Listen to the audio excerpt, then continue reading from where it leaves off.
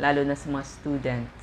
Yung iba nag-enema, pwede kung kaya nyo mag-enema. Labatiba, pero Tagalog. minsan masakit Kung hindi kayo marunong, masusugat pa. O baka sa hindi marunong, mabutas pa yung bituka. Ito pa isa, prune juice. Yes. So, marami pong Any brands ng prune juice sa ating supermarket. Prune. Lahat po ng supermarket. Masarap po ito, lasang grapes. Kasi ang prune, pasas, kapatid ng grapes. Okay? So, yun po ang prune juice.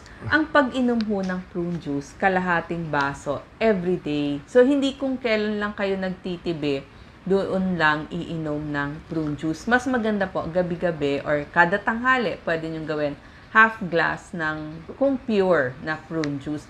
Pwede rin ho ito sa mga bata kasi usually ang mga babies, ang mga toddler, yung mga 2-year-old to 6 years old, laging matigas din ang dumi niyan. So, painumin nyo sila, sabihin nyo grape juice yon.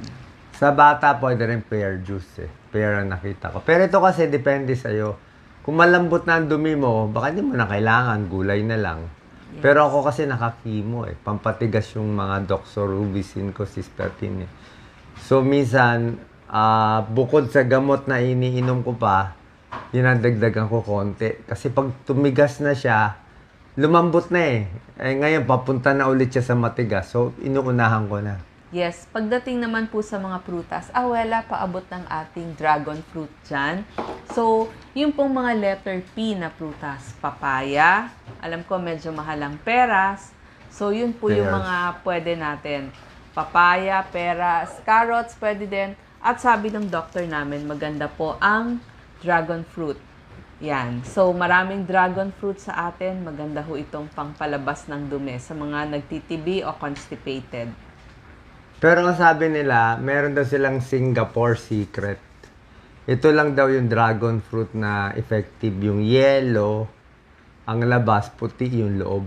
Alam ko kung makakahanap tayo. Pero alam ko yung ordinary dragon Yes. fruit natin, yung pula, yung puti, okay na rin naman. Apo, yung puti sa loob, okay din. Pula sa loob, okay din. Kasi nabasa rin po sa mga studies, sa mga pag-aaral, 20 years ago, nakita na nila yung dragon fruit bagay po sa mga may cancer o dun sa mga may sakit.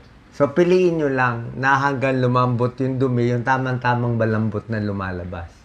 Diba, wag lang yung matigas na naiimbak. Kasi pag nalabas mo yan, napakaganda. Ito yung binibigay ng mga doctors, pampalambot. Lactulose. Lactulose. Ang generic po. Wala kami na-endorse, pero syempre, hirap naman mag-explain Diba? Kung naswertihan yung product, yun na nabanggit ko. Ang kilala yung Dufalac. Pero any product you want, pwede. So, pag inom nitong lactulose, it's around, ako binigay sa akin, mataas